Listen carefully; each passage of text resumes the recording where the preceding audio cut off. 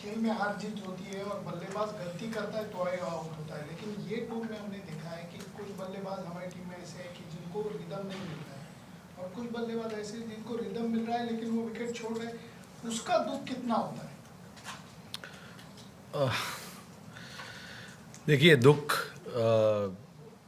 जब मैच हारते हो तो उसका दुख ज़्यादा होता है। परफॉर्मेंसेस बैट्समैन के होते रहते, नहीं होते रहते, लेकिन अगर जो आपको रिजल्ट्स चाहिए अगर वो नहीं मिलते तो उसका दुख ज़्यादा होता है। ऑब्वियसली इसमें रिजल्ट्स क्यों नहीं मिलते, वो इसीलिए नहीं मिलते जब अगर आपके पास अपॉर्चुनिटी है वो गेम को दबाने के लिए तो वो गेम को दबाना चाहिए। उसमें शायद बॉलिंग हो या बैटिंग हो, बैट्समैन हो या बॉलर्स हो, दोनों का उतना ही रोल रहता है। हमारे पास चांसेस थे। अभी तक 4 मैच हुए, चारों मैचेस में पहले मैच को अगर छोड़ दो क्योंकि वो मैच जीते जो एडिलेड में हम हारे, ब्रिस्बेन में और यहाँ पर जो हारे, उसमें हमारे पास चांसेस थे अच्छा करने का, अपॉर्चुनिटीज़ लेने का, बट वो अपॉर्चुनिटीज़ हमने लिए नहीं। उसकी वजह से गेम में पीछे लगे। फिर ऑब्वियसली आज हमारे पास अपॉर्चुनिटी था कि गेम को हमारे तरफ लाया जाए या ड्रॉ किया जाए, बट कोशिश की। बट अगेन बहुत से लड़के जिनकी आप बात करें, जिन्होंने रन बनाए, लंबा खेल सकते थे, लेकिन अभी नए लड़के सीखेंगे, आगे जितना मैचेस खेलेंगे तो सीखेंगे उस चीज़ को लेके। Rohit, the last couple of months have been very tough as a test captain. There have been some defeats. So personally, where do you stand as a captain and as a batsman, and what are the processes that you are trying to follow now that maybe some corrective measures and needed? Like where do you stand mentally and as a player? I stand where I am standing today. There is nothing to think about what has happened in the past. Obviously, few results have not gone our way. As a captain, yes, that is disappointing. And yes, as a batter as well, a lot of the things that I'm trying to do is not falling in the place that I would want to. But mentally, look, it is disturbing without a doubt. If you've come here and you want to come here and try and do successfully what you're supposed to, and if those things don't fall in place, that is a big disappointment. But as of now, that is where it is, and there are things that we as a team need to look at. I personally need to look at as well. So we'll try and see what happens. There's still a game to go, and if we can play that game well, it's 2-2, so a draw will be really nice. Rohit, just on that, it's 3 days to the next test match. As Shadwin has this losses, how do you regroup? Because you said there is still a series to be drawn and trophy to be retained, so how do you regroup? Look, there's not enough time, obviously, but there are a lot of things that didn't go our way. Obviously, we have to look at those things, try and see what we can correct that we didn't do well as a team, as a players, as individually as well. So those are the things. Yes, there's not enough time, but we just want to not give it up and make sure that when we turn up at Sydney, we try and do everything possible to try and move that momentum towards us. Again, we have seen it over the years. Coming here and playing is not easy, but I wouldn't say that we've played bad cricket so far. There have been times where we ourselves are very disappointed with certain things that we did. But again, there are a lot of things also that we did right as well. So, but again, like I said, Sydney, again, we have an opportunity to come out there and do what we can as a team and make sure, we try and play that game well. Rohit, what was your reaction to the punch shot? Did you have any discussion with him when he got back? Sorry? And how do you look at the punch shot that sort of led Australia back in the game? Today? Rishabh Pant shot. Today, huh? कि पहले inning का? दोनों See, look, it's just happened. There hasn't been any discussion about today. Obviously, we lost the game. Everybody is disappointed about how things actually planned out. We certainly didn't think of this result. There is no doubt about that. But again, look, Rishabh Pant, obviously, look, that's he needs to understand what is required from himself more than any one of us telling him. It's about him understanding and figuring out what is the right way to go about it. In the past, he's given us a lot of success doing what he does. So, as a captain, there is a kind of mixed reaction to that. Sometimes you want to back that thought of him playing the way he plays, and sometimes when things doesn't look good, it frustrates everyone. But that is what it is. That's the reality. It's the success and the failure. There needs to be a balance about it. And as a captain, it's very hard to have conversation when it has given him a lot of success as well. But it's about him figuring out what is the right way to do things. It's just about situation as well. Certain situation of the game where if there is a risk percentage, do you want to take that risk? Do you want to let the opposition come back into the game? Those are the things he needs to figure out himself. uh, I know Rishabh for a very long time, and I understand his cricket as well. In the past also we've had a lot of conversation. So conversation, in terms of conversation, uh, there's no way I can say that I've not had a chat with him, or he doesn't understand what the team expects. He understands that, but the things that he does gives him results as well. So it's just that fine line between telling him not to do those things or telling him to do those things.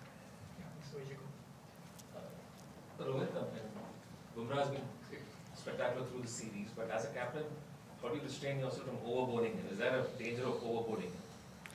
Yeah, there is. To be honest, he's bowled a lot of overs. There's no doubt about it.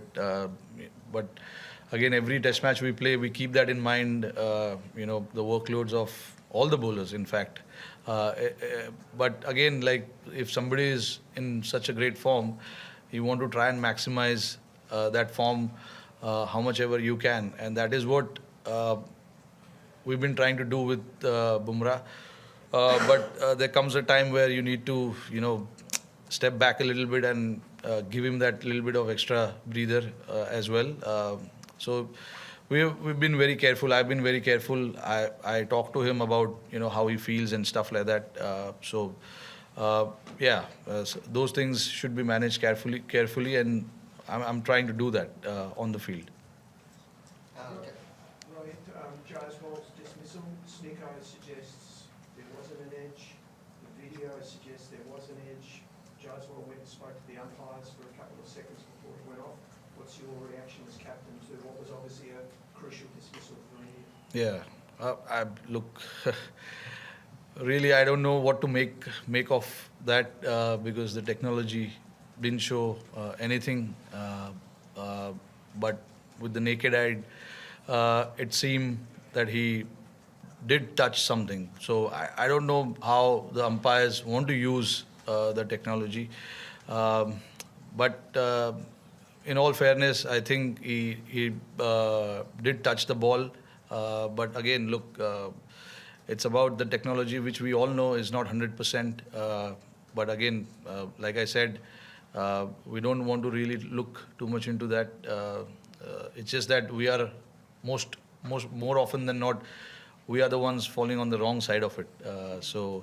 It has been happening since India. But yeah, that's where I feel we've been a little unfortunate. Yeah. Captain, of course, one of the stars of this match was Nitish Kumar Reddy. The way he has batted in this series, India's second highest scorer, average of more than 60. How do you talked about fast tracking him in India, but now when he's playing like this, showing this kind of maturity in Australia, how do you see his growth and the kind of potential he has with both bat and ball? No, look, when we saw him for the first time, we saw there is a lot of potential, which is why he came here in the first place. And he's come and shown here what he's capable of. With the bat, he was brilliant. He understood the situation pretty well, read the situation pretty well, and he's got solid technique as well. And superb mind, not to forget, is very strong character. He wants to fight it out there. Right now it's very hard to say the growth part because it's only been 4 test matches for him, and I hope that he plays for long enough for India in all forms and keeps doing what he does. From here he obviously he's only going to go up because he's got all the tools to be very, very successful at this level. This group's had some pretty special wins over the last few years. That must rank up there pretty high. That's it. Yeah, just about everyone who's walking on trying to work out where it sits. I reckon that's right at the top. Edgbaston was pretty special, and I reckon that's pretty much on par. That was amazing. Yes. Pat, just following up on that, in terms of how this test match has panned out, 5 days, record crowd in the atmosphere, how it all happened, if you could sum up what it was like today. Yeah, I think it's just probably, when you take all that into account, it's probably the best test match I've been involved in terms of, 80-odd thousand on the first 3 days. Don't know what the crowd was today, but it was huge. Felt like it swinged a lot as well. Never felt like it was, we were so far ahead of the game that it was, a win looked certain. So overall, just, one of those great wins. Yeah, Manjaki. Yes. Pat, congratulations first of all. How do you do that? Means, the kind of ability to let your game up in a most crucial kind of games. You always, put your hand up, picking up wickets or, scoring runs. What special you do? I'm not sure. I mean, I try it all the time. Sometimes it works out, sometimes it doesn't. That's one of the things I love about our group at the moment is there's so many people in there that want to be the match winner. Today, you could have told yourself it's a pretty flat wicket. Sun's out, but Starkey, Lino, Boland, myself, we all kind of got around together and we were pumped for the day ahead. Really wanted to give it a good crack. And same with the batting group. So I think we love playing at home. We love playing test matches, and this was one of the bigger ones you're going to play, and everyone was up for it. Pat, can you talk through the Jaiswal dismissal from your perspective and how that played out from DRS? Yeah, it was a nice off cutter. Do you want me to go that deep, or do you want to? Look, I think it was just clear that he hit it. Heard a noise, saw deviation, so it was absolutely certain that he hit it. As soon as we referred it, you could see him drop his head and basically acknowledge that he hit it. On the screen, you could see he hit it. Ultra Edge, I don't think anyone has complete confidence in, and didn't really show much, but fortunately there's enough other evidence to show that it was clearly out. Pat, in a few instances over the years where you have run out of time or haven't quite had enough focus or run for it. But what was the thinking behind the batting on this morning? Was it a... Woo-wee.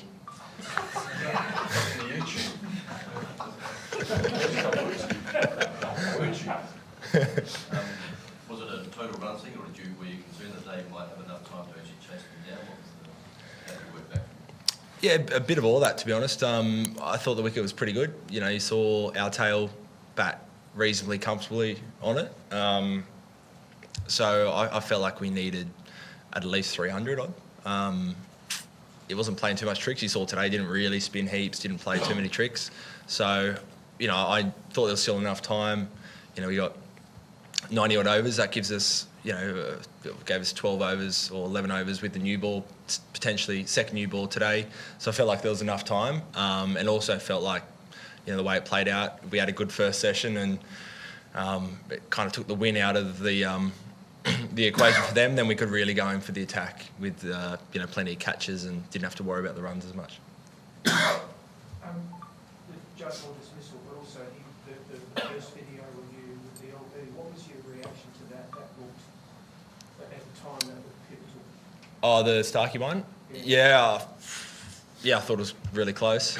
Starkey really liked it. Kez thought it was a very good chance of, hitting a lot of leg stump. So, yeah, on first look, I thought out, and then must have been close, must have been millimetres. Pat, can you just talk, I guess, through you and Mitch Stark working through this test match? Obviously, he's been a bit sore, rocky footy in the big first. I think he had his arm around him a couple of times when he was shaking his head or grumbling about something. So yeah, just talk us through that. Yeah, that was the recognition of, I think every fast bowler knows it, the first ball of a spell.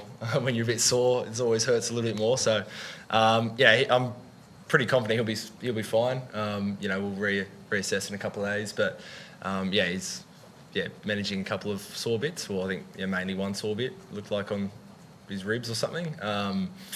But he's a warrior. He gets through, his pace didn't drop off. He never even contemplates not being an option to bowl.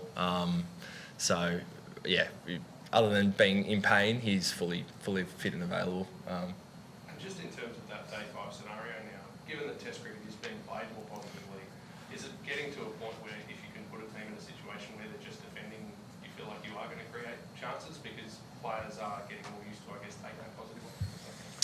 I think at times, absolutely. The really positive players, they're at their best when they're putting pressure back on the bowlers and playing their shot. So if you take them away from their natural game, absolutely, you feel like you have more chances. And obviously, the more times you're getting people defending and you've got ability to have helmets around the bat and extra catches in, you feel like you're in the game. Back left. Pat, you had a pretty memorable day when he was a teenager many moons ago. Sammy Consis, a fairly good test from him and one he'll remember. What have you made of the kid this week, and what have you seen from him that shows that he's up for test level, like standing up at Kohli and Boomer in the crowd and stuff as well, which is pretty entertaining no doubt? Oh, he's been awesome. He's been great fun. I think I was saying before, I've always felt like one of the younger guys in the team, and then seeing Sammy as a 19-year-old cheering up the crowd, I feel quite old. He was unreal. I think the bravery that he showed on day one as well, and I think there's a bit of process behind that as well. I could hang around here and probably wait for, to nick a ball to the slip, or I can try and put some pressure back on the bowler and take the game on. And he's got that no fear kind of mindset, which is amazing, and hope he keeps on to that. I really love what he's brought to the team. Takes the game on, revs up the crowd, doesn't shy away from any contest. So yeah, he's had a great week. Pat, perhaps no one better than you to assess Jasprit Bumrah's greatness in contemporary cricket. Yeah, he's obviously a really good bowler in great form.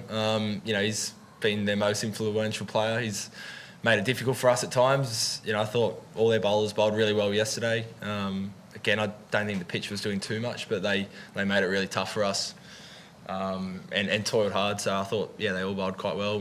He in particular poses the biggest threat. So, did you feel empathy for Bumrah? The way he bowled has still ended on the losing side. Empathy? Empathy for him. Not too much. No. Louis, can I ask you 2 bits about Rishabh's dismissal just after the team? First of all, were you surprised with the shot he played, whether or not they were going for a win? And second of all, can you clear up what Trav's celebration was about? I didn't see his celebration. What was it? I don't want to share. It was okay. It was above board. He did in Sri Lanka. In Sri Lanka also he did this. Oh, sorry. Yes. Okay. I can explain that. It's his finger's so hot he's got to put it in a cup of ice. Yeah, that's what it is. So that's normally the running joke. It was the Gabriel somewhere he got a wicket as well and just goes straight to the fridge, grabs a bucket of ice, puts his finger in, just walks in front of Lino, just like that. Thinks it's very funny. So that's what it would have been, nothing else. In terms of the shot, similar to the first innings, you have a couple of catches out there, you never quite know what he's going to do. So, yeah. Marnus spoke yesterday about how he was watching Constance bat, and it actually made him sort of have a think about how he goes about it, just the attitude that the teenager showed. Is it too much to overstate the effect that it had on the team what he did on the first day? Just it seemed to, was he gets a 50, go to 6th throughout the 11th team, just to start something. What are your thoughts on that as captain? Yeah, I'd agree. I think, it wasn't just the runs he scored, it's the way he scored them. You know, Uzi looked really fluent down the other end as well. They were rotating the strike, which doesn't always happen. You can get stuck down an end. And then, you know, I think you see everyone else be out there and starts being proactive. And so, you know, absolutely, I think he set up that first morning for us, probably that whole day, that whole innings. It was tough, you know, we chose to bat, but day one, MCG always does something. And, yeah, kind of taking on their main guys. I think, as you said, everyone walked out there with a bit more intent, which is what we kind of asked of all the guys leading to this Test match. Tim, what was your here and finish off here? Back when India came out to bat, did you get that early cue that boss they're never going to go for it, and they were like too defensive in their approach and looked to kind of bat time more than kind of, as you said, bat fluently or positively, as you expect someone like a Rohit or a Yashasvi Jaiswal to. So did that allow you to kind of be more relentless with the attack, the approach which they had early on? To be honest, I reckon that first session today was close to perfection from a bowling point of view. I thought we were, you know, excellent. All the guys didn't really give any bad balls away, so I don't know what their plan was going to be, but honestly, I don't think we really gave them a chance to fire back at us too much. So